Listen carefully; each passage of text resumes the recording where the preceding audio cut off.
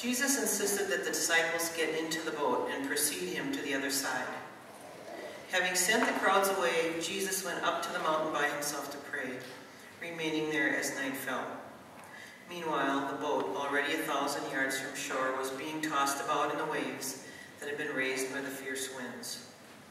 At about 3 in the morning, Jesus came walking toward them on the lake. When the disciples saw Jesus walking on the water, they were terrified.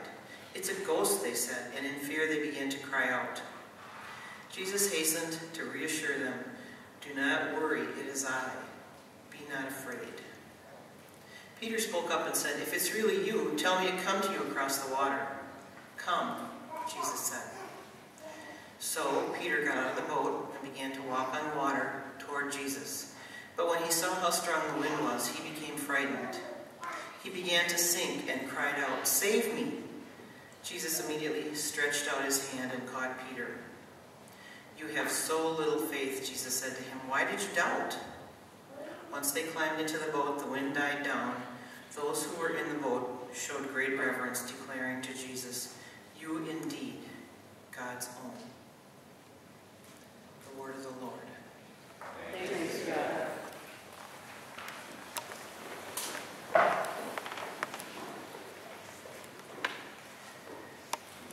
Well, there's all kinds of business going on in these readings today. We have people going up to the mountain, we have earthquakes, we have fierce winds, and Jesus and Peter walking on water.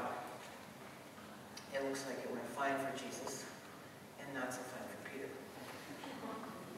He was doing okay until he realized he was walking on water, and then he was terrified. And then he fell into the water, or began to fall. So, what is it that made Peter be able to walk on water in the first place? I know that it's not always great to use sports analogies, but I'm kind of fond of them. So, it's kind of the just do it thing. I have to go get the right piece of paper here. It's sort of the just do it thing. He was just doing it to begin with. He was just walking on the water.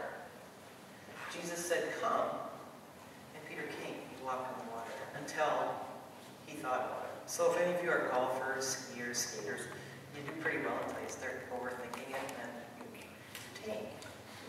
So that can be a problem. But there's more to it than just that. There is this horrible fear and fright that Peter felt. He believed what Jesus said. He was beckoned to come to Jesus. He loved Jesus. He knew Jesus. He knew who Jesus was. He went toward him. But the fear took him over and fell. So, if we look at the love in the gospel today and the love in the other readings, and the beckoning of Jesus to come, and then we look at the fear that kind of submerged Peter, how do we fix this? What do we do? What could Peter have done? What can we do? I mean, sometimes we ourselves hear a call and we walk out. As a personal note, I kind of feel like I walked out to this place right here. I heard someone say, "Come," and I came, and I walked out here. And I suppose, the more I thought about it, the more fearful I would have been. But it's the answer to the call of a loved one. Come. And then if the fear gets in the way, we're sabotaged. Now, if we decide to do something, a new job, you have a call to ministry, you have a call to parenthood, you have a call to marriage, oftentimes we step out into those things and we're doing pretty good. And we feel the love of God, we feel the love of a partner, we feel the love of other people, support. And then if we think about it, oh God, what if we get afraid and we fall? I think this happens to us in our everyday life. We get out of our boats, we head toward the thing that we think is right, that's our mission, that's God's mission for us, and fear hits us, and we fall, or we cry out, or we reach out. Are you there? Help me, help me. So, the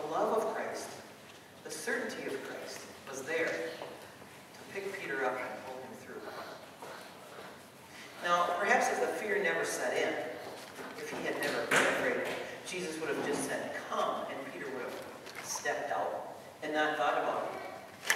Oh, I'm on the water. I'm going to sink. If he wouldn't have thought about that, it might have been all right. But that's not the way it went. Now, it's one thing for us to step out into our everyday lives, into our activities, into our vocations, as it were. So we get out of the boat and we go toward those things. But what about the times when we actually are thrown from the boat, or we fall out of the boat, as in accidents, illnesses, problems that we didn't decide. No one decides to have a heart attack, I don't think. No one decides to have their marriage end. No one decides to be in an auto accident. So when you're in the boat and you're going along and all of a sudden you're tossed out, you're not walking, you're not intentional, but you get sick or you get hurt. Then what saves us? It's that same, oh my God, why am I here? Feeling. Only it's not something that happened as a result of intention, it's something that happened as a result of incident. But the same thing can save us. The same hand of God, the same hand of Jesus Christ reaching out to us, the love of God, the love of Christ saying, I'm here. Believe in me. I've got you. That's what saves us. And I talked to a fellow one time when I was caring for a patient. It was an old lady, and she was in her last hours. And she had a little teeny skinny little husband. And he had shorts on, and he was sitting by her. And she was in her last moments. And it was a very touching scene, and I kind of tried to stay out of it and just do what I needed to do. And he reached over to her hand, and he patted her. And she wasn't real responsive, but he kept saying, I got you. I got you. And every once in a while he'd say, don't worry, honey. I got you. And I think of that man, and I think of this story, that certainty of love, that certainty of support, that certainty of I am there. Like a parent tells a child, I'm right here. Don't worry. I've got you. Like the little guy with the shorts, I got you. I got you. And like Jesus cried out to Peter, I'm here. I have you. I listened to a young man yesterday, and I thought about this gospel, and I thought about this community. This young man, well, he had a whole bunch of health problems. He had just turned 14, and he lost an eye when he was a child to cancer, and then last year, a year and a half ago, he had to have his other eye removed. So he had this whole issue of, after this particular date, I'm never going to see again. So it was a scheduled procedure to make it so he couldn't see, to save his life. So this young man was talking about this, and he said, you know, our bodies aren't really ever broken. So I thought about that. Well, I think I beg to differ in my own personal experience. I don't know about you guys, but you know, we got our issues with our bodies. But the reason I thought of this young man, the reason I'm telling you about him, is what he said is, it's our mind and our heart that feels brokenness. If we can rise above it in our mind and our heart, our bodies just have to, you know, they might be broken, but it's a different story. We overcome it. Now, I don't mean to oversimplify that in any way, but for a young man who totally lost his vision, I thought, well, no, that's an interesting proposition, that our bodies aren't broken, but it's what we think of it. I don't have that down myself. I don't have it down. But there is something there. There's something there that's very important, I think, and with this story about Peter. If we believe, and we've all seen the stories of people who overcome things. Am I buzzing? I'm buzzing. We've all seen things where some athlete climbs up, he's got no arms and no legs, and goes up Everest. Things like that. You know, you've seen those things on TV. somebody overcomes ridiculous physical problems to do something totally out of the realm of possibility. I guess I think about Peter in the water and walking on the water. He was able to do it until he thought differently, and then he lost it. So when we are broken, when we are,